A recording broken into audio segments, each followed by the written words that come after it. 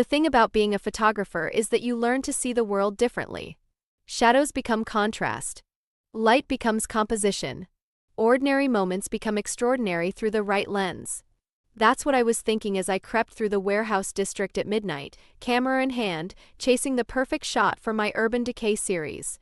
The abandoned buildings in this part of the city were perfect: crumbling brick, rusted metal, graffiti that told stories of people who'd been forgotten by progress. My name is Riley Hart, I'm 28, and I make a living taking pictures of things most people don't want to look at. Abandoned places, forgotten corners, the beauty in decay. My work had been featured in a few galleries, earned me enough to quit my day job last year and focus on photography full-time. Usually I work during the day. Safer, better natural light, fewer questions about why a woman with an expensive camera was wandering through condemned buildings. But tonight's full moon was too perfect to pass up. The way it would illuminate the skeletal remains of the old textile factory, that was the shot I needed to complete my series. I should have researched the area better. Should have noticed that despite being abandoned, the factory grounds were surprisingly well maintained. Should have questioned why there were fresh tire tracks in the dirt road leading to the loading docks. Should have, would have, could have. The story of my life. I was setting up my shot, long exposure, tripod steady, moon perfectly positioned through the broken skylight, when I heard voices. Low, tense, speaking in what sounded like Italian. My first instinct was to pack up and leave.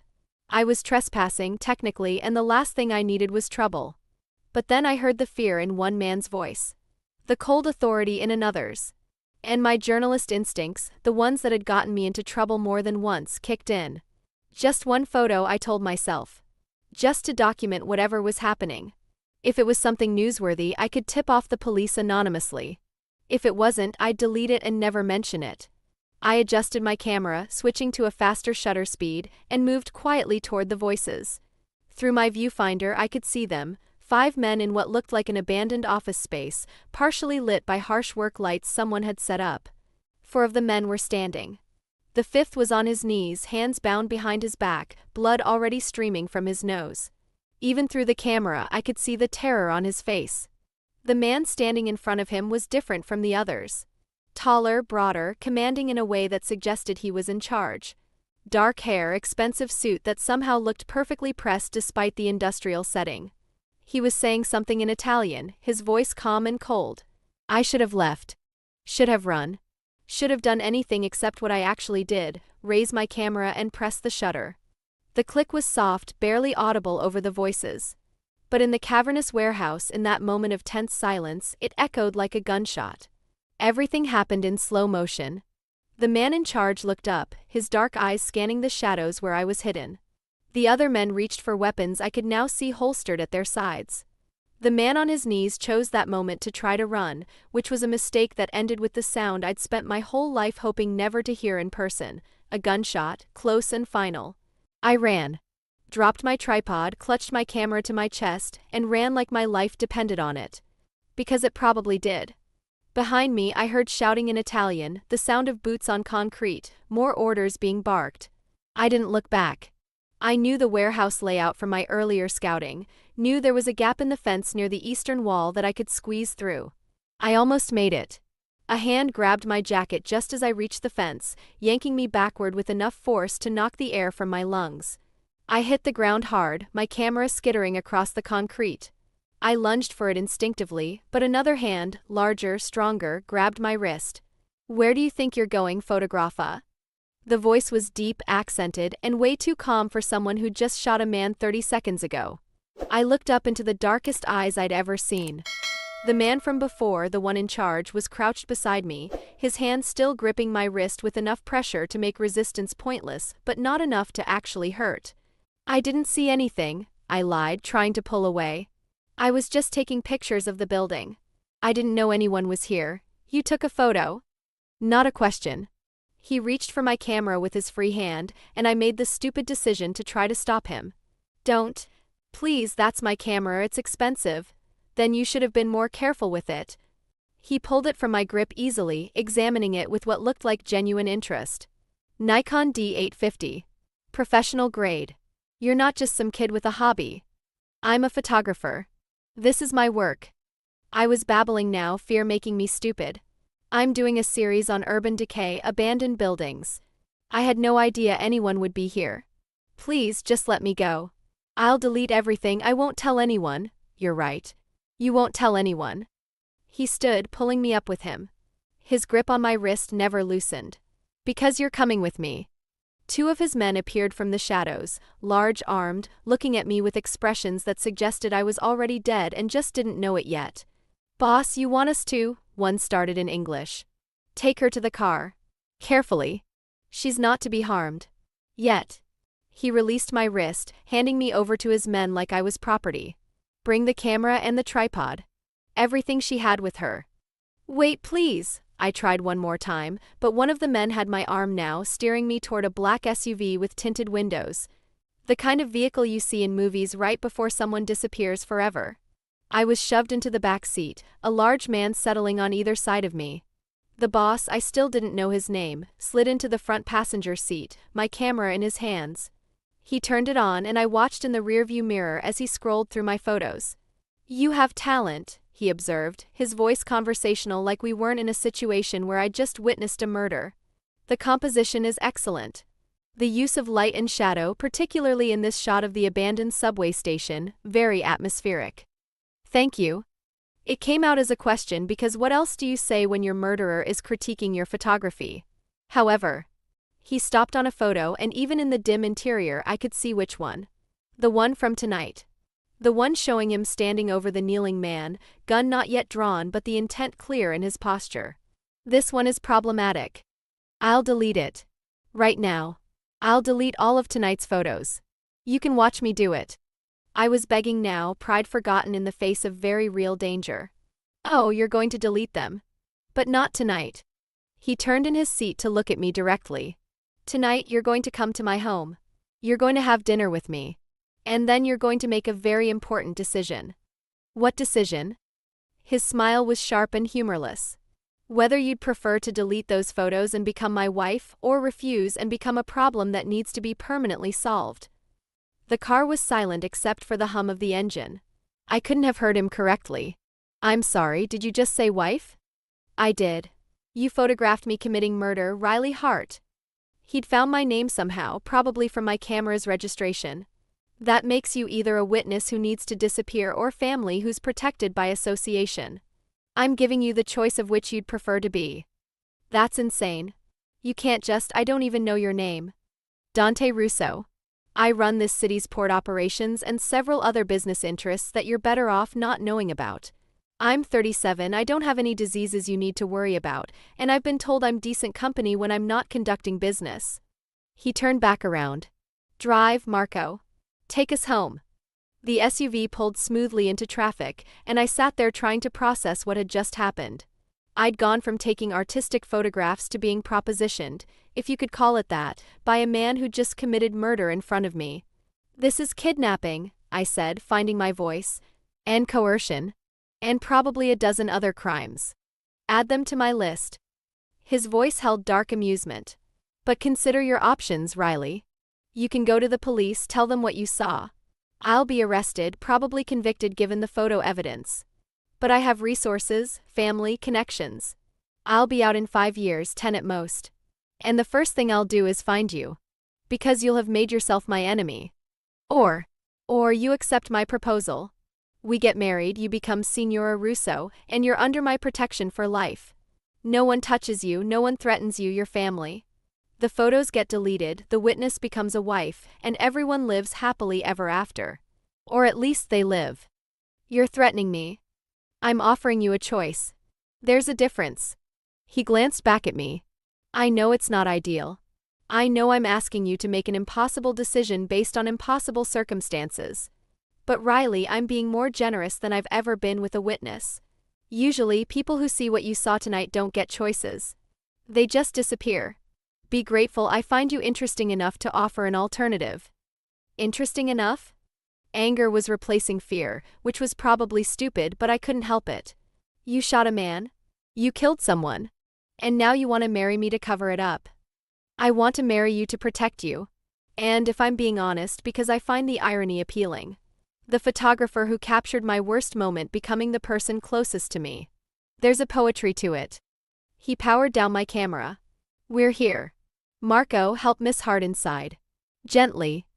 Here turned out to be a building I'd walked past 100 times, one of the converted waterfront warehouses that now housed luxury condos starting at $1 million. Of course, the murdering mob boss lived in the nicest part of the city. The men flanking me guided me out of the car with hands that were firm but, true to Dante's order, not rough. We rode an elevator that required a key card to the penthouse level, and then I was standing in the most beautiful apartment I'd ever seen. Floor-to-ceiling windows overlooked the harbor. Original brick walls mixed with modern design. Art that looked museum quality. This was someone's home, lived in and comfortable despite the obvious wealth. "Sit." Dante gestured to a leather couch. "I'll make coffee. You look like you need it." "Coffee?" I laughed, high and slightly hysterical. "You just killed someone and you're offering me coffee." "I'm offering you time to think. To process. To make a rational decision instead of an emotional one."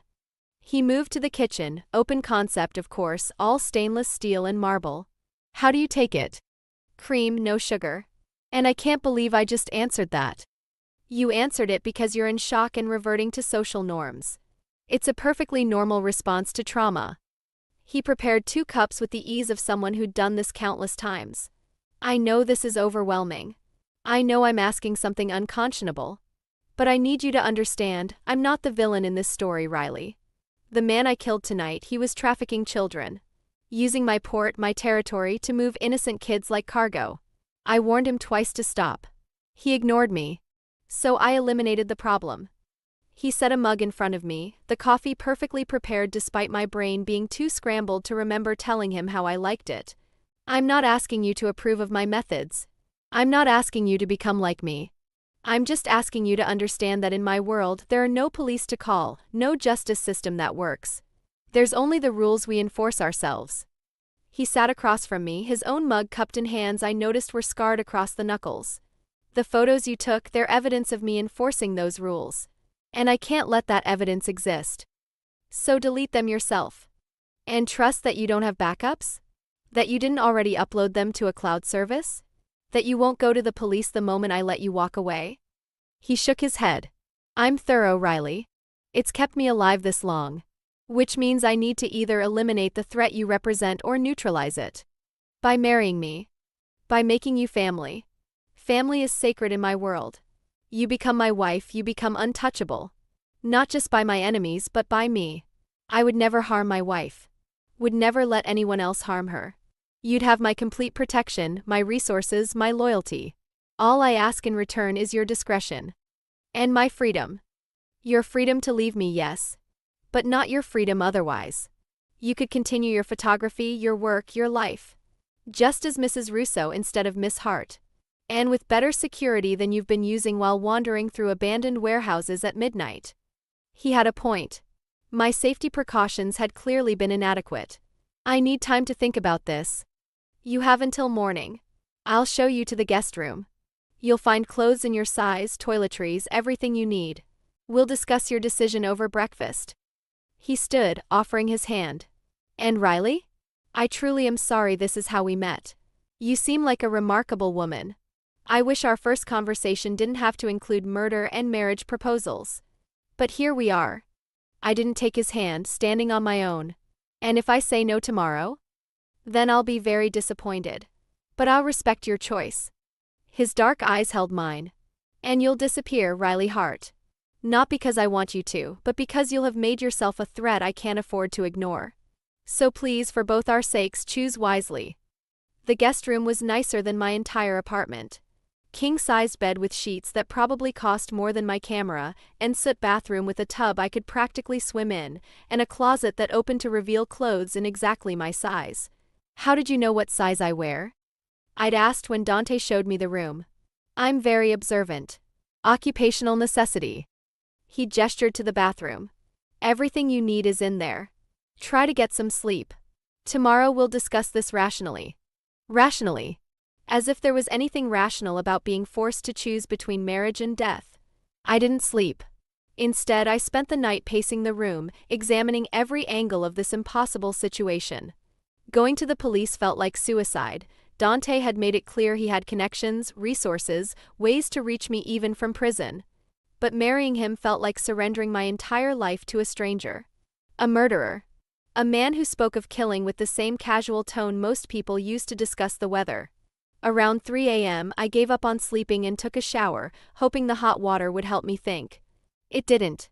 By the time dawn broke through the floor-to-ceiling windows, I was no closer to a decision. A soft knock on the door made me jump. "Riley? Breakfast is ready." I found Dante in the kitchen, looking far too alert for someone who'd committed murder the night before.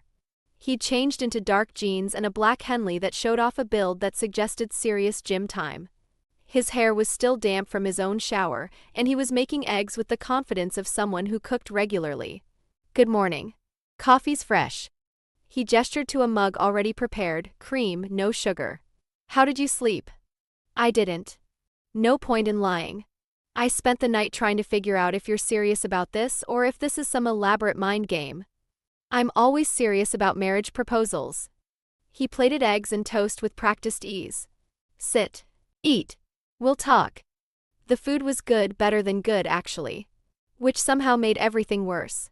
How could someone who made perfect scrambled eggs also be a cold-blooded killer? "I looked you up," Dante said, sipping his own coffee. "After we got home last night."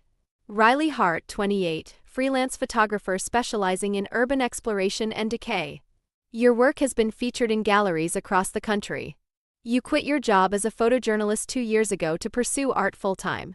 No family to speak of, parents died in a car accident when you were 19, no siblings, no significant other currently." That's very thorough stalking. That's very basic research. If we're going to be married, I need to know who you are. He set down his mug. "Here's what I learned: you're talented, independent, and brave to the point of recklessness. Wandering through abandoned warehouses at midnight alone proves that. You value your work over your safety, which I respect even if I find it foolish. I was trying to get the perfect shot. And instead you got evidence of murder. Life is full of unexpected outcomes." He leaned forward. "Have you made a decision?" "I need more information. If I agree to this insane plan, what exactly does marriage to you entail? Do we live together? Do you expect me to play the devoted wife? What are the actual terms of this arrangement?" "Fair questions." He stood, moving to refill his coffee. "We would live together, yes. You'd move into this penthouse, have your own space but share the common areas. We'd attend events together. I have business functions, family obligations that require a spouse. You'd wear my ring, take my name, present as my wife in public." "And in private?" "In private, we'd be whatever you're comfortable with. If you want separate bedrooms, that's fine. If you want a platonic arrangement, I can respect that. I'm not asking you to love me, Riley. I'm asking you to be my wife in the ways that matter to my world, the appearance of loyalty, the protection of family bonds. So a marriage of convenience. A marriage of survival. For both of us." He returned to his seat. "You get protection, resources, the ability to continue your work without looking over your shoulder. I get a wife whose presence neutralizes the threat you represent. Everyone wins. Except I lose my freedom. You lose the freedom to leave me, yes. But you gain freedom from fear. From poverty. I saw your bank statements, Riley. You're 2 months from being unable to pay rent. From uncertainty about your next gallery show, your next commission. I can give you stability. A studio of your own, equipment you've only dreamed of, access to locations and subjects your work deserves. You're trying to buy me. I'm trying to offer you something worth the sacrifice I'm asking you to make." His dark eyes held mine. "I'm not a good man. I won't pretend to be. But I can be a good husband in the ways that matter, loyal, protective, generous. I'll never raise my hand to you. Never betray you. Never let anyone harm you. That's more than a lot of women get in traditional marriages." He had a point, even if I hated admitting it. "And if I want a divorce later? After 5 years, if you still want out, I'll let you go. Give you enough money to start fresh anywhere in the world, new identity if you want it, complete freedom. But those 5 years you're mine. Completely. Non-negotiable. 5 years." I stared at my coffee. "That's a long time to be trapped. That's a reasonable time to ensure you won't immediately run to the police the moment you're free. And honestly, Riley, I think you'll find being married to me isn't the prison you're imagining. I can be quite charming when I'm not committing murder. Despite everything, I almost smiled. That's a low bar. I set achievable goals. He pushed a folder across the table. This is a prenuptial agreement. Read it. My lawyer drafted it this morning. Yes, I have a lawyer on call at all hours. It outlines exactly what you're entitled to, what's expected of you, the terms of our arrangement. Everything in writing, legally binding. I opened the folder, scanning the document. It was thorough, outlining my duties as his wife, my rights to his resources, the 5-year term, the generous settlement I'd receive at the end. Everything he'd promised in legal language. This is real. You're really serious about this. I'm always serious about contracts. He finished his coffee. So what's it going to be, Riley Hart? Will you delete those photos and become Riley Russo? Or do we end this conversation differently? I thought about my apartment, the eviction notice I'd received last week. My dwindling savings. The gallery show that had fallen through last month, taking my next 3 months of income with it.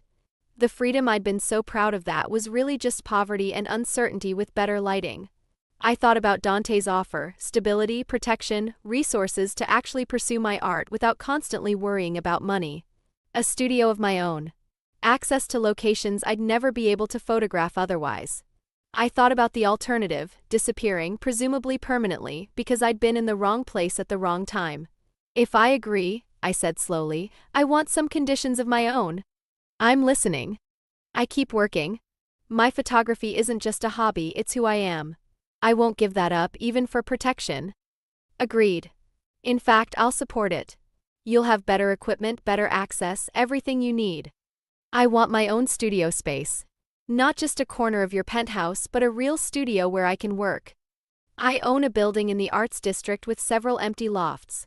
Pick one, it's yours. And I want honesty. About your work, about the dangers, about what being your wife actually means in your world. No surprises, no secrets.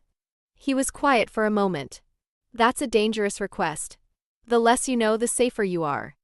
The less I know, the more likely I am to make a mistake that gets me killed. If I'm going to survive in your world, I need to understand it. You're right. He nodded slowly. Okay.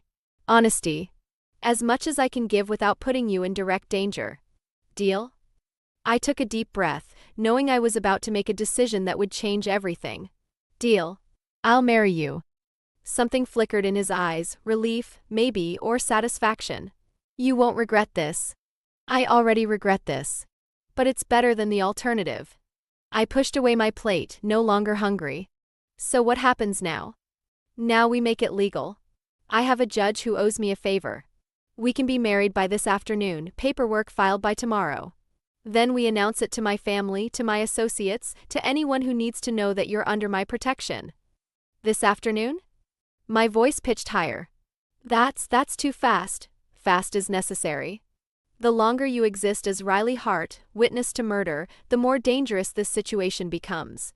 Once you're Riley Russo, my wife, you're safe. Protected by association. He stood, offering his hand. Come on. We need to get you a ring. A ring. Of course. Because nothing says genuine marriage like a coerced engagement ring. Nothing says believable marriage like my wife not wearing my ring. He pulled me to my feet. Besides, if you're going to be trapped in this arrangement for 5 years, you might as well have jewelry you actually like. The jewelry store was the kind of place I'd never even walked past without feeling out of place. Dante swept in like he owned it, which I realized as the staff greeted him by name he probably did. Mr. Russo? What a pleasure. How can we help you today? My fiancé needs a ring. Several rings. Wedding band, engagement ring, whatever else strikes her fancy. He gestured to me.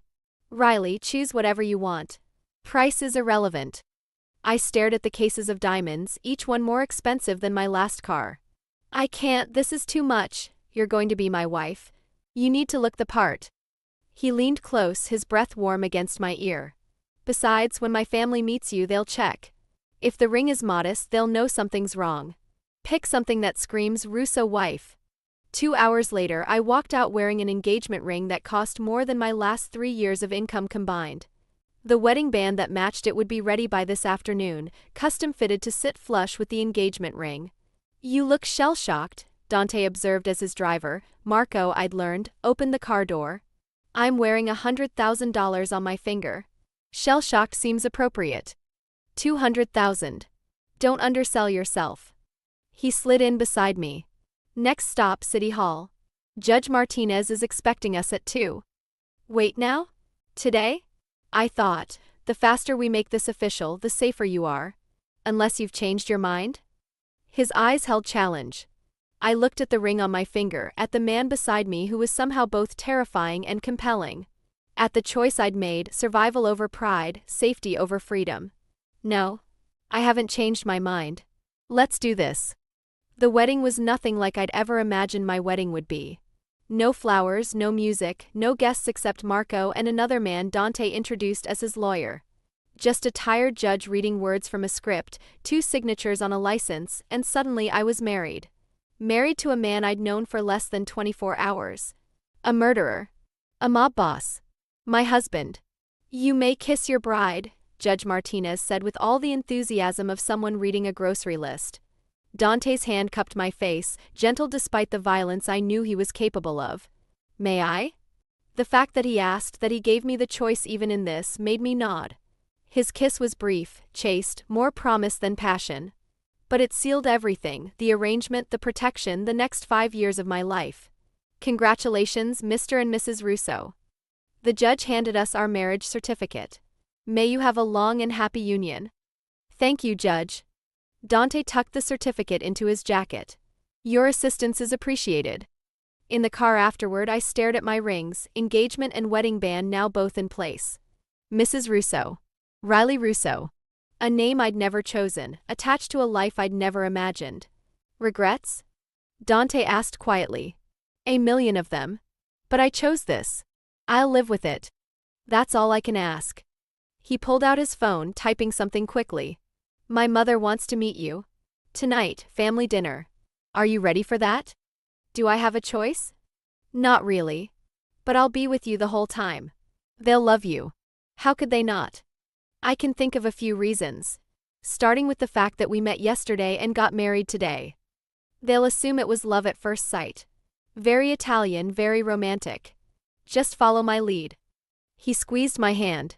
Welcome to the family, Mrs. Russo. Your new life starts now. The Russo family home was a mansion in the suburbs, old money elegance mixed with obvious security. Cameras at every angle, men in suits stationed at the gates, the kind of place that screamed powerful family without needing to say it out loud. Breathe, Dante murmured as we pulled up the circular driveway. They're going to be intense, but they mean well. Mostly. That's not reassuring. It's honest. He came around to open my door, offering his hand. Remember, we fell in love fast, couldn't wait to get married. You're a photographer, I'm a businessman. Keep it simple, don't offer details they don't ask for.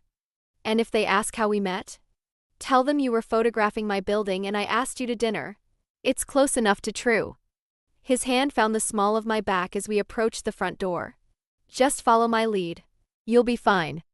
The door opened before we could knock, revealing a tiny woman with dark hair streaked with silver and eyes that missed nothing. She took one look at me, then Dante, then burst into rapid Italian that I couldn't follow but definitely sounded like scolding. English, Mama. Riley doesn't speak Italian. Dante kissed both her cheeks. Riley, this is my mother, Lucia Russo. Mama, this is my wife, Riley. Wife. Lucia's eyes went wide. You get married and don't invite your mother? Dante Carmine Russo, I raised you better than this. It was very sudden. Love at first sight, you understand. He was so smooth, so believable. I couldn't wait another day to make her mine.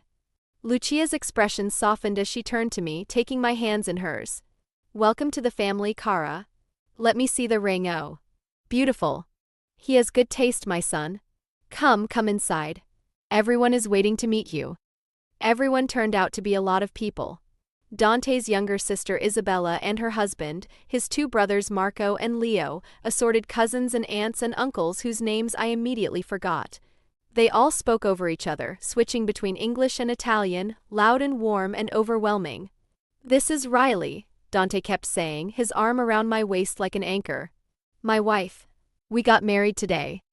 The reactions ranged from shock to delight to suspicion. Isabella pulled me aside within 5 minutes, her smile sharp. So, you married my brother after knowing him how long? Not long, I admitted, seeing no point in lying to someone who clearly saw through bullshit. But when you know, you know. Right. Interesting. She sipped her wine.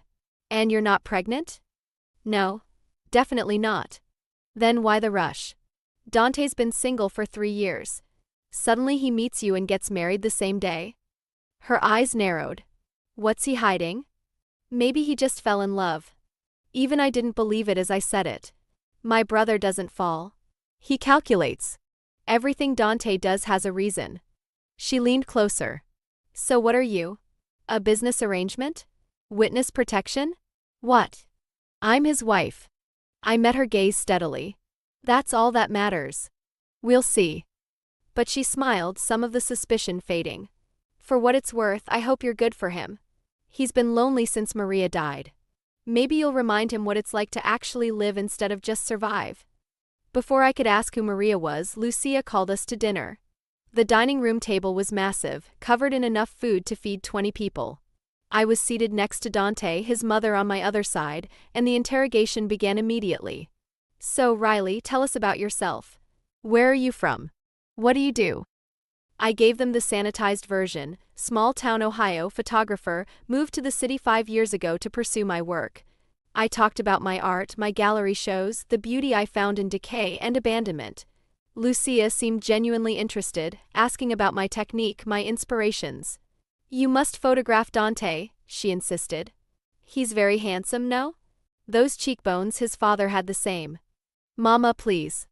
But Dante was smiling, relaxed in a way I hadn't seen before. Here, with his family, the dangerous man who'd killed someone yesterday disappeared. Here, he was just a son, a brother, a man his family clearly loved. I'd love to photograph him, I heard myself say. He has an interesting face. Good bone structure, compelling eyes. He'd make a great subject. See? She sees it too. Lucia beamed. I like this one, Dante. Don't mess it up. I'll do my best, Mama. After dinner, Dante's brothers cornered him in the study, leaving me with the women. Isabella poured more wine, studying me with eyes too much like her brothers. So, truth time. How bad is it? I don't know what you mean. Please. I know my brother. He doesn't do spontaneous. He doesn't fall in love overnight. Whatever reason you married him, it wasn't romance. She took a sip. But you don't seem scared of him, which is interesting. Most people are. Should I be? Scared of him? That depends. Are you a threat to him or his family? No. I'm just trying to survive in a world I didn't ask to be part of. Isabella studied me for a long moment. Okay. I believe you. And for what it's worth, you could do worse than Dante. He's loyal to a fault, protective of what's his, and despite what he does for a living, he has a good heart. He just doesn't show it often. What he does for a living? I repeated. What exactly does he do? He didn't tell you? She laughed. Oh, this is good. You married him without knowing what he does. I know he's an import-export. Real estate. Various businesses. That's the legal cover. The real answer is he's the family's enforcer. When someone needs to be convinced to see things our way, Dante handles it. When someone breaks the rules, Dante enforces consequences. When problems need to disappear, Dante makes them disappear. She said it casually, like discussing someone's accounting job. He's very good at it.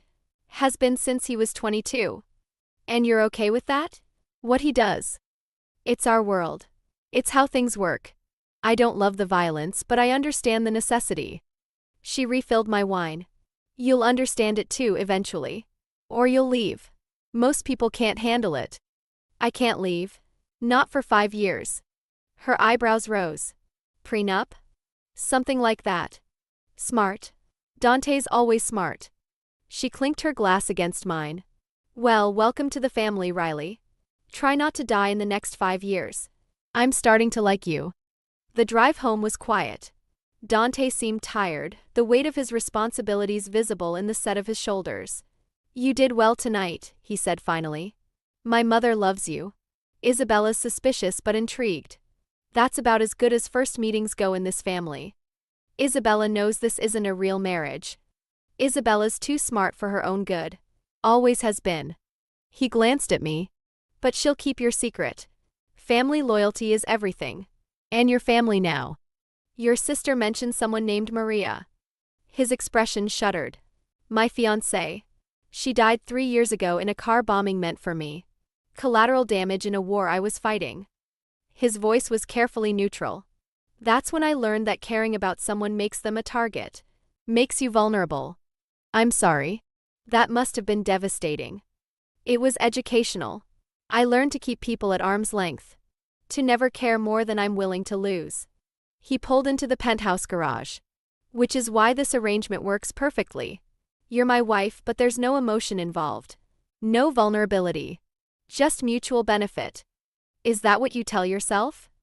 It's what keeps us both safe. He came around to open my door. Come on. It's been a long day. You should get some rest. Back in the penthouse, the weight of everything hit me at once. I'd gotten married today. To a stranger. To a killer. I'd signed away 5 years of my life because I'd been in the wrong place at the wrong time. Riley. Dante's voice stopped me as I headed toward the guest room. We should discuss sleeping arrangements. I thought we agreed on separate rooms. We did. But my mother will visit. Isabella will visit. If they see separate bedrooms, they'll know something's wrong. He ran a hand through his hair. You can have the bed. I'll take the couch in the study. But we need to make the master bedroom look lived in by both of us. So more lies. So more survival. He moved closer. I'm not going to touch you. Not going to pressure you. But we need to be convincing, which means your things need to be in my room. Our room. Can you do that? I thought about his family, about Isabella's suspicious eyes. About the need to sell this fiction we were living. Fine. But actual sleeping arrangements stay separate. Agreed. He showed me to the master bedroom, massive, with a view of the harbor and a bed that could sleep 4 people. Move your things in here tomorrow. Tonight, just sleep. We'll figure out the rest as we go. But sleep was impossible. I lay in the guest room bed, my rings feeling heavy on my finger, and tried to process everything. Less than 36 hours ago, I'd been Riley Hart, struggling photographer. Now I was Riley Russo, mob wife, trapped in a marriage I'd never wanted. My phone buzzed. A text from a number I didn't recognize. This is Isabella. I programmed my number into your phone when you weren't looking. Welcome to the family. If Dante gives you trouble, call me. I know where he hides the good wine. Despite everything, I smiled. Maybe this wouldn't be completely terrible. Maybe I could survive 5 years of this. Maybe another text, this one from Dante. Can't sleep either? Come to the kitchen. I'm making tea. I shouldn't have gone. Should have maintained distance, boundaries, the pretense that this was purely transactional. But something about the lonely hours past midnight made me brave or foolish. I found him in the kitchen, kettle on, looking exhausted and oddly vulnerable in sweatpants and a t-shirt. Chamomile or peppermint? Chamomile. I settled on a bar stool. Do you do this often? Make tea at 2 a.m.? More than I'd like to admit. Insomnia comes with the job. He poured 2 cups, sliding one toward me. Thank you for tonight. For playing along with my family. I know it wasn't easy. They're nice. Overwhelming but nice. They're yours now. For better or worse. Literally. He took a sip of his tea. Riley, I want you to know something. I'm going to do everything I can to make these 5 years bearable for you. I know I'm asking the impossible. But I'll try to be a good husband in the ways that matter. Why? This is just an arrangement. You don't owe me anything except what's in the contract. Because you didn't deserve to be dragged into my world. Because you're handling this with more grace than I have any right to expect. And because... He paused, seeming to struggle with the words. Because I think we could actually be friends if you let us. Friends with my captor? That's very Stockholm Syndrome of me. Fair point. But he smiled. Just think about it. 5 years is a long time to spend as enemies. We sat in comfortable silence, drinking tea, and I realized he was right. 5 years was too long to maintain hostility. Maybe we could find a middle ground. Maybe this could be bearable. Okay, I said finally. Friends. But you have to promise me something. What? No more murders in front of me. I have enough nightmares already. Deal. I'll confine my extracurricular activities to times when you're not present. He raised his cup. To unlikely friendships and survivable marriages. To the next 5 years. I clinked my cup against his. May they pass quickly. Week 2 living with Dante was surprisingly normal. Which was the weirdest part. He left for work every morning at 7, always in an impeccable suit, always with a kiss to my forehead that felt more habit than affection. He'd return around 6, sometimes later, and we'd have dinner together, either cooked by him by me or ordered from one of the dozen restaurants that apparently kept his number on speed dial. We talked. About art, about books, about everything except what he actually did during those hours away. I didn't ask and he didn't offer. That was the unspoken agreement. I could live in the safe bubble of ignorance as long as I didn't push for details. True to his word, he'd given me the studio space. An entire loft in the Arts District 3rd floor, with north-facing windows and enough room for all my equipment plus space to expand. He'd had it furnished, stocked, and ready within 3 days of our marriage. It's too much, I'd said when he showed it to me. It's what you need to work properly. That's not too much, that's practical. He'd handed me the keys. This is yours, Riley. Your space. I won't even visit unless you invite me. I'd spent the past week setting up the studio, moving my equipment, organizing my files. It was therapeutic, creating something that was mine in a life that felt increasingly borrowed. My old apartment had been emptied, Dante's people had handled it, boxing everything, bringing it to either the penthouse or the studio depending on what I needed. Your landlord was surprisingly cooperative, Dante had mentioned casually. Especially after I paid your back rent and the early termination fee. I could have handled it. You're my wife. Your debts are my debts. I handled it. Said with such finality that arguing felt pointless. Now I was in the studio editing photos from a shoot I'd done yesterday, the old subway tunnels with permission this time, accompanied by 2 of Dante's men for safety. It should have felt intrusive, having bodyguards while I worked. Instead it felt secure. Like I could take risks with my art without risking my life. My phone rang. Isabella. Coffee? I'm bored and you're the most interesting thing in this family right now. 20 minutes later, we were at a cafe near the studio, Isabella ordering complicated drinks while I stuck with plain coffee. So, 2 weeks of marriage. How's it going? Has my brother driven you crazy yet? It's surprisingly fine. I still couldn't quite believe it myself. We're finding a rhythm. He's respectful, gives me space, doesn't pressure me. It's not what I expected. That's because Dante's good at this. At compartmentalizing. She stirred sugar into her latte. He's put you in the wife box. Which means you get his protection, his resources, his loyalty. But not his heart. He locked that away when Maria died. I don't want his heart. This is a business arrangement. Is it? Her eyes were too knowing. Because from what I've seen, you two actually like each other. That wasn't part of the plan, was it? There's no plan. We're just coexisting. Making the best of an impossible situation. Keep telling yourself that. She took a sip of her drink. But Riley, word of advice? Don't fall for him. Dante's world, it destroys people who care too much. If you keep this transactional, you'll survive the 5 years. But if you catch feelings, you'll get hurt. He's not capable of loving someone without it becoming dangerous for them. Thanks for the warning. Though I wasn't sure I needed it. Falling for Dante would be insane. He was my captor, my warden, the reason I was trapped in this life. The fact that he was also kind, intelligent, and surprisingly good company didn't change that. Also, family dinner this Sunday. You're expected. Wear something nice, my Aunt Carmela will judge you. Isabella stood. And Riley? I'm glad you're here. Dante's been half alive for 3 years. You're good for him, even if he doesn't realize it yet. That evening, I came home to find Dante in the kitchen, cooking something that smelled amazing and looked complicated. What's the occasion? No occasion. I felt like making osso buco. He gestured to the wine already poured. How was your day? Get good shots? I settled on a bar stool, watching him work. His movements in the kitchen were confident, practiced, almost meditative. The subway tunnels were incredible.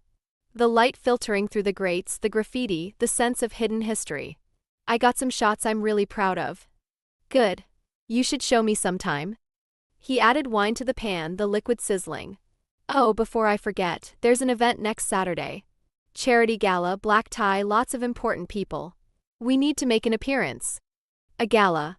As in fancy dresses and small talk. As in my wife makes her society debut. The Russo family is expected to attend, which means you're expected to attend. On my arm, looking beautiful, playing the role. He glanced at me. I know it's not your scene, but it's necessary. Shows unity, strength, all the political theater that keeps my world running smoothly. Do I have to? Technically, per our agreement, yes. You're my wife in public. Which includes these events. He plated the food with precision. But I'll make it worth your while. Buy you a dress that makes you feel incredible, introduce you to a gallery owner who's been asking to see your work, make sure you have enough champagne to tolerate the boring conversations. A gallery owner? Vincent Castellano. Runs the Castellano Gallery downtown. Very influential, very connected. He's been looking for new talent, and I may have mentioned my wife is a brilliant photographer. He set a plate in front of me. Consider it payment for enduring a boring evening. The food was incredible, rich, complex, the kind of meal that took hours to prepare. You're really good at this. Cooking, I mean. My mother insisted. Said a man who can't feed himself is useless. He sat across from me. Plus it's meditative. When work is stressful, when I've had to do things I'm not proud of, I come home and cook. Reminds me I'm human, not just the weapon my family needs me to be. It was the most personal thing he'd said since we got married. Does that happen often? Doing things you're not proud of? More than I'd like to admit. He took a sip of wine. This life, Riley, it requires moral flexibility. I do what's necessary to protect my family, to maintain order. But that doesn't mean I enjoy it. Or that I don't carry the weight of every choice I've made. The man you killed. The one I photographed. You said he was trafficking children. He was. Using my ports, my territory, to move innocent kids like cargo. I warned him twice. He ignored me. So I made him an example. His voice was flat. I don't regret killing him. But I regret that it was necessary. That we live in a world where monsters exist and the only way to stop them is to be a bigger monster. That's very philosophical for a mob enforcer. I contain multitudes. But he was smiling slightly. Finish your dinner. I want to show you something. After we ate, he led me to a room I hadn't explored yet, a home theater with comfortable seating and a screen that took up an entire wall. But instead of a movie, he pulled up a digital file. Your photos. The ones from that night. He gestured for me to sit. I had my tech guy recover them from your camera before we wiped it. Thought you might want to see them. The screen filled with my images from that night, the warehouse, the atmospheric shots I'd taken before everything went wrong. And then the photo. The one that had changed my life. The one showing Dante standing over the kneeling man, power and violence captured in perfect composition. It's a good shot, Dante said quietly. Technically perfect. The lighting, the framing, the emotion you captured. If circumstances were different, it would be gallery-worthy. It's evidence of murder. It's art that happens to document a crime. There's a difference. He zoomed in on the image. See how you caught the fear in his eyes? The resignation? That's powerful storytelling. Dark, yes. 5 minutes later, he appeared in sweatpants and a t-shirt, looking uncertain in a way I'd never seen him. I'll stay on my side. Won't touch you. Promise. I know. I patted the other side of the bed. Just sleep, Dante. We're married. We're allowed to share a bed. He slid in, maintaining a careful distance, and we lay there in the dark like awkward teenagers. This is weird, he said finally. Very weird. But I was smiling. Go to sleep. We'll be weird together. Good night, Riley. Good night, Dante. I fell asleep to the sound of his breathing, and for the first time since this all started, I didn't have nightmares about the murder I'd witnessed. Instead, I dreamed of cameras and light and a man with dark eyes who was slowly becoming less of a stranger and more of something else. Week 4 the gala was exactly as terrible as I'd anticipated. Too many people in too expensive clothes making too boring conversation. But Dante had kept his promises. The dress he'd bought me was stunning, a deep emerald that made me feel confident instead of self-conscious. And Vincent Castellano had been genuinely interested in my work, requesting a meeting next week to see my portfolio. You're doing great, Dante murmured as we made the rounds, his hand never leaving my waist. Just a bit longer, then we can leave. How much longer is a bit? Another hour. Maybe 2. There's someone I need to speak with, some hands I need to shake. Political theater. He guided me toward a group of older men in expensive suits. Smile. Pretend you're fascinated by whatever boring story they're about to tell. I'd gotten good at playing the role. The devoted wife hanging on Dante's arm, smiling at the right moments, making polite conversation about art and charity work. It was exhausting, but I understood the necessity. In Dante's world, appearances were everything. Dante? Good to see you. One of the men clapped Dante on the shoulder. And this must be the lovely bride we've heard so much about. Gentlemen, my wife Riley. Riley, this is Judge Martinez, Senator Carbone, and District Attorney Walsh. Dante's voice was smooth, political. She's a brilliant photographer. Just landed a meeting with Vincent Castellano. Impressive. Walsh's eyes assessed me with uncomfortable intensity. Your work must be exceptional for Vincent to take interest. I like to think so. I kept my voice light. I specialize in urban exploration. Finding beauty in places people have forgotten. Fascinating. But Walsh was already looking past me, his attention on Dante. We should talk. Privately. About that matter we discussed. Of course. Riley, would you mind? I'll get more champagne. Take your time. I extracted myself gracefully, grateful for the escape. The bar was crowded, but I managed to snag a glass of champagne and find a quiet corner to breathe. Playing Mrs. Russo was more work than I'd anticipated. Every conversation felt like a test, every smile like a performance.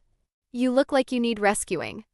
I turned to find a man about Dante's age, handsome in a conventional way, with a smile that didn't quite reach his eyes. Just taking a break from the crowds. Smart woman. These events are exhausting. He offered his hand. Marcus DeLuca. I don't believe we've met. Riley Russo. I shook his hand briefly. Dante's wife. Ah yes. The sudden marriage that has everyone talking. His smile sharpened. Quite the whirlwind romance from what I've heard. You two knew each other how long before tying the knot? Something in his tone put me on edge. Long enough to know we wanted to spend our lives together. How romantic. But his eyes were calculating. You're a photographer, correct? Specialize in urban exploration? Abandoned buildings, forgotten places. Yes. How did you? I make it my business to know things, especially about people connected to Dante Russo. He took a sip of his drink. Tell me, Riley. Have you explored the old textile factory on the east side? I've heard it has excellent photographic opportunities. My blood went cold. The warehouse. He was talking about the warehouse where I'd photographed the murder. I don't know what you're talking about. Don't you? He leaned closer. See, I have sources. People who tell me interesting things. Like how a photographer was seen near that warehouse the night a certain problem disappeared. How Dante suddenly got married days later to said photographer. Quite the coincidence, don't you think? I think you should leave me alone. I tried to move past him, but he caught my arm. I think we both know what happened. The question is, what are you going to do about it? Because Riley, if you're looking to flip on Dante to trade testimony for protection, I know people who could help you. People who want to see the Russo family brought down. Let go of me. My voice was louder than intended, drawing attention from nearby guests. Suddenly Dante was there, his presence like a wall between me and Marcus. Is there a problem? No problem. Marcus released my arm, stepping back. Just introducing myself to your lovely wife. Congratulations on your marriage, Dante. I'm sure you'll be very happy together. For however long it lasts. Dante's expression was ice. Marcus, I suggest you leave. Now. Before I forget, we're at a charity event and handle this the way I normally would. Leaving. Marcus raised his hands in mock surrender. But Dante? Watch your back. Things change quickly in our world. Today's power player is tomorrow's liability. He disappeared into the crowd, leaving me shaking. Dante's hand found the small of my back, steadying. We're leaving. Now. He guided me toward the exit. Marco, bring the car around. Front entrance. Dante, what just happened? Who was that? A rival. Someone who's been trying to undermine my family for years. He kept me moving, nodding at people as we passed but not stopping. And apparently someone who knows more about our situation than he should. In the car, Dante pulled out his phone, making a call in rapid Italian. His voice was cold, controlled, dangerous. When he hung up, he looked at me with an expression I couldn't read. How much did you tell him? Nothing. I swear I didn't tell him anything. He already knew about the warehouse, about my photography, about us getting married right after. He's been investigating us. Investigating us or investigating you? His eyes were hard. Riley, I need you to think carefully. Have you talked to anyone? Posted anything online? Mentioned anything to anyone who might have connections to the DeLuca family? No. The only people I've talked to are your family, my studio manager, Vincent Castellano. That's it. I've been careful, I promise. He studied me for a long moment, then his expression softened slightly. I believe you. Which means Marcus has sources I need to eliminate. Marco, change of plans. Take us to the safe house. Alert everyone, we have a leak to plug. Safe house? My stomach dropped. Dante, what's happening? What's happening is Marcus knows too much. Which means someone close to me is talking. And until I figure out who, you're not safe at the penthouse. We're going somewhere secure until this gets handled. The safe house was a nondescript apartment in a neighborhood I didn't recognize. Clean, functional, clearly maintained but not lived in. Dante's men swept the space before letting us enter, then positioned themselves at strategic points outside. I'm sorry. Dante poured whiskey into 2 glasses, handing me one. This isn't how I wanted tonight to end. What happens now? Now I find out who's leaking information. I make an example. And I ensure this never happens again. He took a drink. But Riley, I need to know, are you safe? If Marcus approached you once, he'll try again. He'll offer you deals, protection, ways out. You need to tell me if he contacts you. He said he could help me flip on you. That he had connections who wanted to bring your family down. And what did you say? I told him to leave me alone. I met his eyes. Dante, I'm not going to betray you. This arrangement, this marriage, it's not what I wanted. But I made a deal. I'm keeping it. Even though I'm the reason you're in danger? The reason you need protection at all. His voice was rough. If I'd just let you go that night, if I'd made different choices, then I'd probably be dead. Marcus made it clear he knows what I witnessed. If I wasn't under your protection, I'd be a liability he could eliminate. I took his hand. I chose to marry you. I'm choosing to stay. Stop second-guessing it. He pulled me close, his arms around me, and for the first time our embrace felt less like obligation and more like genuine comfort. I won't let him hurt you. I promise. I know. And I did know. Whatever else Dante was, he was a man who kept his promises. We stayed at the safe house for 3 days while Dante's people investigated. I watched him work, making calls, reviewing security footage, interrogating people who came and went with fear in their eyes. This was the Dante his enemies saw. Cold, calculating, ruthless. The man who'd killed without hesitation that night in the warehouse. But at night, when it was just us, he was different. Gentle. Almost vulnerable. I found the leak, he said on the 3rd night, pouring us both wine. My cousin Tony. He's been feeding information to Marcus for months. Gambling debts, apparently. Marcus offered to clear them in exchange for intel. What are you going to do to him? What I have to do. Make an example. Show everyone that betraying family has consequences. He took a long drink. I don't enjoy it, if that matters. But it's necessary. It matters. I moved closer. Dante, can I ask you something? And will you give me an honest answer? Always. Do you regret it? Forcing me to marry you instead of just, I don't know, scaring me into silence some other way. He was quiet for a long moment. No. I don't regret it. Should I? Probably. But Riley, these past 4 weeks, having you in my life, it's been good. Better than good. You make me feel human instead of just functional. You challenge me, make me laugh, give me something to come home to that isn't just obligation. He turned to face me fully. Is that selfish? Absolutely. But I can't bring myself to regret it. I don't regret it either. The admission surprised me as much as it clearly surprised him. This isn't what I wanted. But Dante, you've been good to me. Better than you had to be. You've given me resources, protection, respected my boundaries. That counts for something. Good enough to extend the contract? His tone was light, but I heard the genuine question beneath. After 5 years, when you're free to go, would you consider staying? Not because you have to, but because you want to. Ask me in 5 years. But I was smiling. For now, let's just focus on surviving the next week without your rivals killing me. Deal. He pulled me closer and I let myself relax into him. Somewhere along the way, this man had stopped being my captor and started becoming something else. Friend, maybe. Possibly more, though I wasn't ready to examine that too closely. We can go home tomorrow, he said against my hair. Back to normal?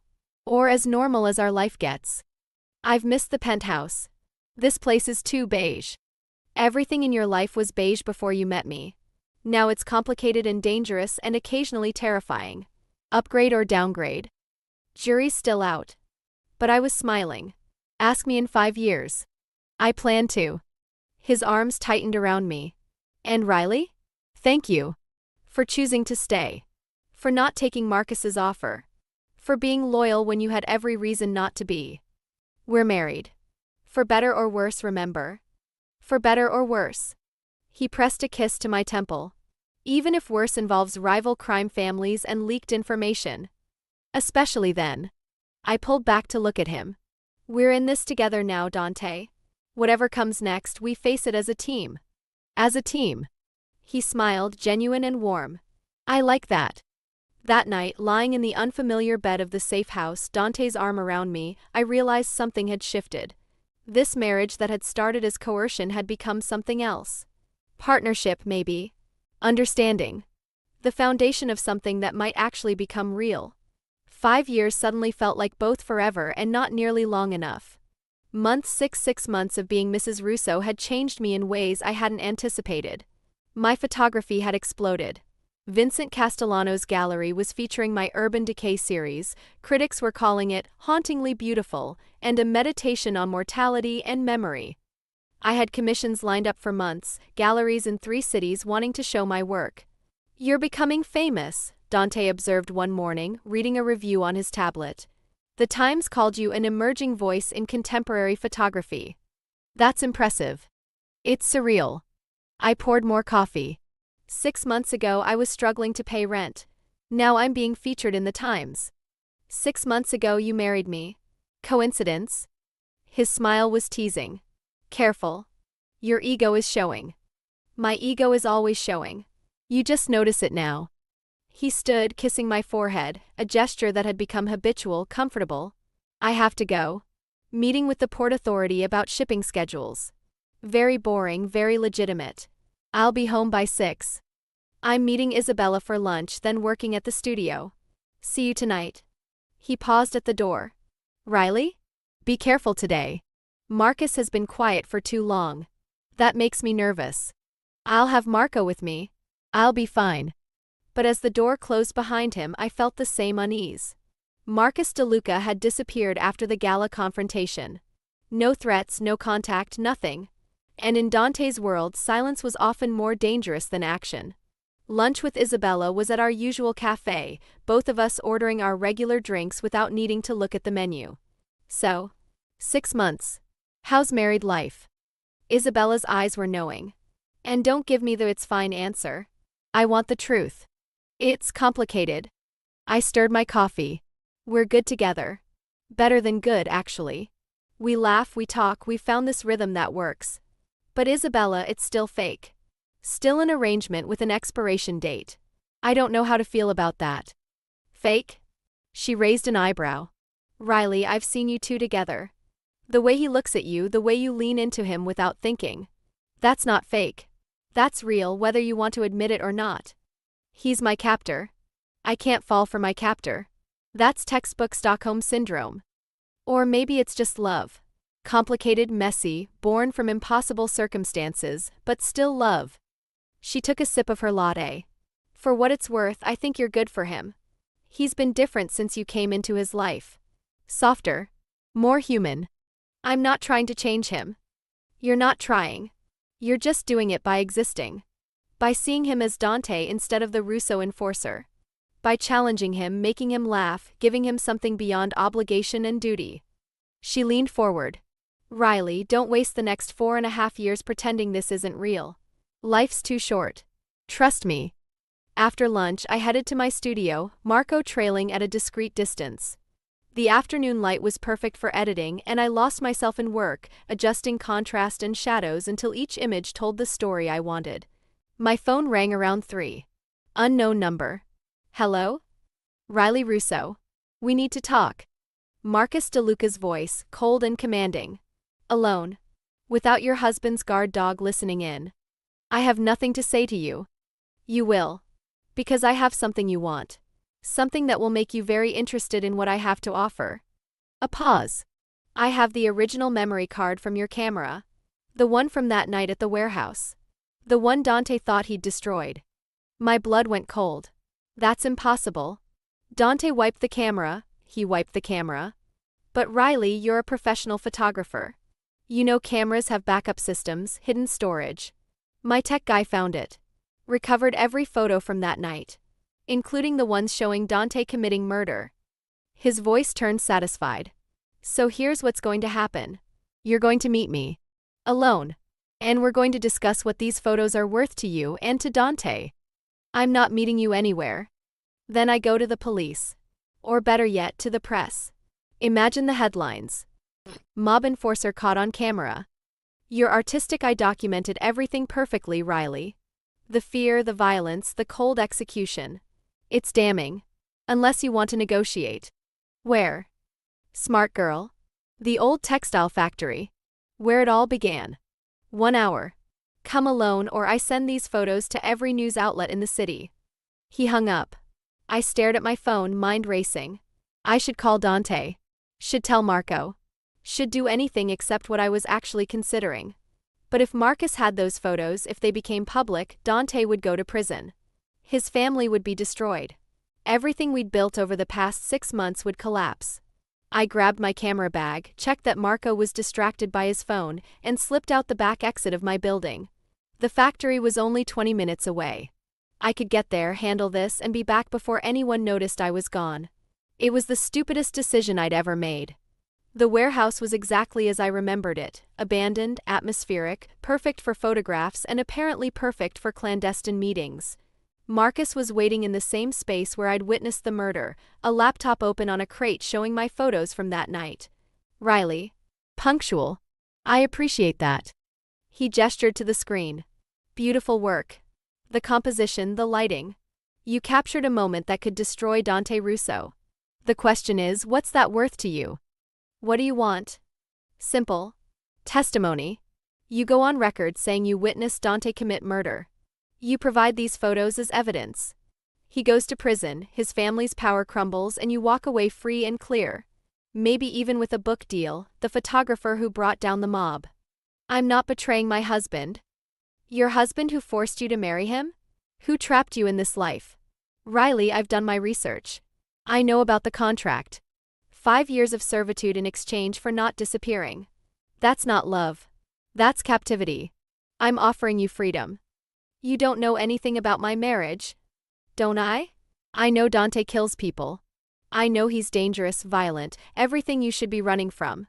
Instead, you're protecting him. Stockholm Syndrome or genuine stupidity. I haven't decided which. Marcus moved closer. But here's what I do know, if you don't cooperate, these photos go public anyway. Dante goes to prison. You become a target for his family's revenge. Your only chance is to flip first, get protection, save yourself. My only chance is to not trust anything you say. I back toward the exit. You're not getting my testimony. Find another way to bring down the Russos. I was hoping you'd say that. Marcus pulled out a gun. Because plan B is much simpler. Kill the witness, use the photos anonymously. Dante still goes down and I don't have to worry about you changing your mind. You're going to kill me. Nothing personal. Just business. You're a liability I can't afford. He raised the gun. For what it's worth, I did enjoy your photography. Very talented. Shame to waste it. The gunshot was deafening in the enclosed space. I flinched, waiting for pain, for darkness, for the end. But the pain never came. I opened my eyes to find Marcus on the ground, blood spreading from his chest. Behind him, Dante stood with his own gun raised, his expression colder than I'd ever seen it. You really thought I wouldn't have her followed? Dante's voice was ice. That I wouldn't notice when she snuck out? That I'd leave her unprotected? Dante, I started. Not now. He didn't look at me, his attention fixed on Marcus. You threatened my wife. That's unforgivable. I'm already dying. Marcus coughed, blood on his lips. But Dante, the photos. They're real.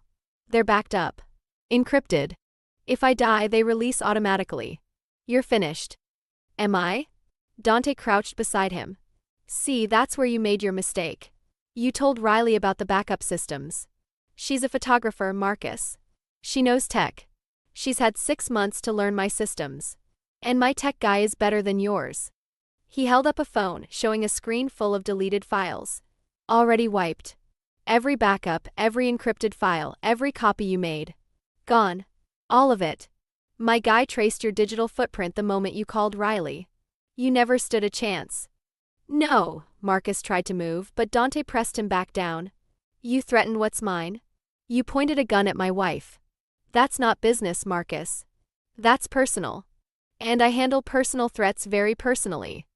He stood, finally looking at me. Close your eyes, Riley.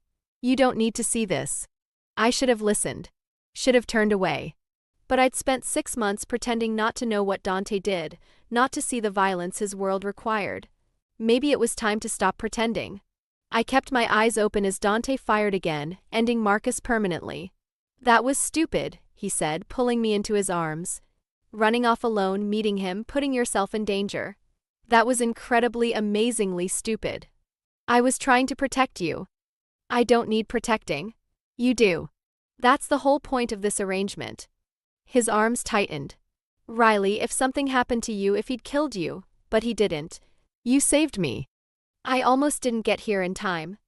He pulled back to look at me and I saw real fear in his eyes for the first time. Don't ever do that again. Don't ever choose me over your own safety. Promise me. I promise. I touched his face. Dante, I'm sorry. I was trying to handle it, to fix it. There's no I anymore. There's us. We handle things together. That's what partners do. He pressed his forehead to mine. God, Riley. You terrified me. When Marco called, when he said you'd slipped away, I thought I'd lost you. Thought I'd made the same mistake I made with Maria. I'm not Maria. I'm here. I'm fine. You're fine because I got here in time. But Riley, that photo threat, that was real. If Marcus had released those images, but he didn't. And now they're gone. We're safe. We're safe because you're brilliant and my tech guy is excellent and I'm paranoid enough to have you followed even when you think you're alone. He kissed me, hard and desperate. Don't ever scare me like that again. I won't. I kissed him back, 6 months of tension and denial and unspoken feelings pouring into it. When we broke apart, Dante was smiling slightly. So, are we doing this? Making this real instead of pretending it's just an arrangement. I think we stopped pretending months ago. I touched my rings. But yes. Let's make it official. Not Mrs. Russo the obligation. Mrs. Russo the choice. I like that. He pulled me close again. Though for the record, you were always a choice.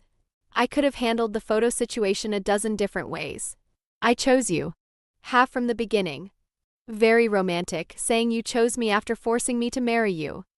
I contain multitudes. But his eyes were warm. Come on. We need to clean this up, call my people, handle the scene. And then we're going home, and we're having a very serious conversation about security protocols and not sneaking out to meet armed criminals. You're very bossy. You're very reckless. We balance each other. He guided me toward the exit, away from Marcus's body. Riley? I love you. Should have said it before. Should have been honest about it months ago. But I love you. More than I've loved anyone. More than I thought I could after Maria. I love you too. The words felt right, true. Even though you're a criminal and a killer and completely ruined my life plans. I improved your life plans. You're famous now. Rich. Protected. Loved. That's better than struggling photographer barely paying rent. Arrogant. Accurate. He opened the car door. Get in. We're going home. Our home. where you'll stay safe for the next 4.5 years minimum. Minimum? I'm hoping for a contract extension. Lifetime if possible. His smile was wicked. Think you can handle that? Being Mrs. Russo forever instead of just 5 years. I thought about the past 6 months. The fear and uncertainty that had become comfort and partnership. The arrangement that had become real love. The man I'd been forced to marry who'd somehow become the man I chose every day. Forever sounds perfect.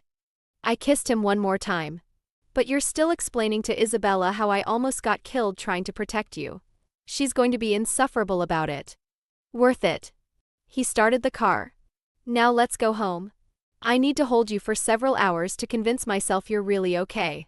And then we're burning those photos, wiping every backup and never speaking of this again. Deal. I settled into my seat, Dante's hand finding mine.